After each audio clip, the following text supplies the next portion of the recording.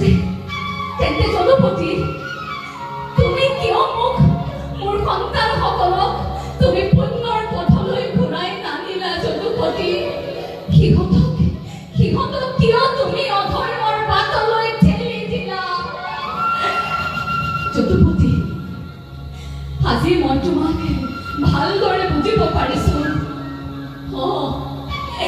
এই গান্ধাৰীয়ে, এই পুত্ৰহীনা গান্ধাৰীয়ে হিয়া ধুনি কান্দিবৰ নিমিত্তে নহয়, জীয়ৰী বোৱাৰীবোৰে হিয়া ধুনি কান্দিবৰ নিমিত্তে নহয়।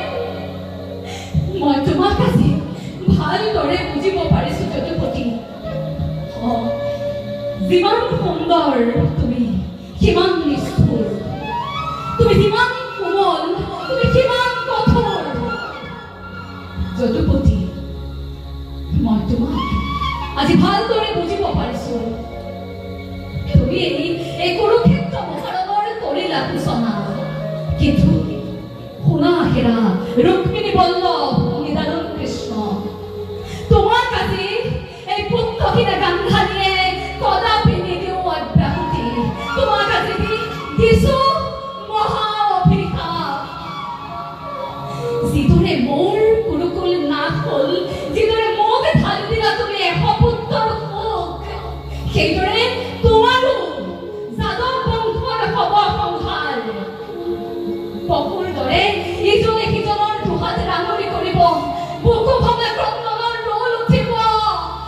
তোমাৰ পুত্ৰ মধুখবৰ সেই কান্দোন তুমি কেৱল নীৰৱ দৰ্শক হৈ চাই ৰব লাগিব যদুপতি।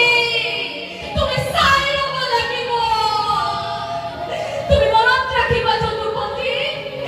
পুত্ৰহীনা এই গান্ধাৰীৰ অভিশাপ বিফল নহয় কদাপি। তুমিও বুজিব লাগিব যদুপতি। পুত্ৰহীনা এই গান্ধাৰীৰ অভিশাপ বিফল নহয় কদাপি। পুত্ৰ যে কিমান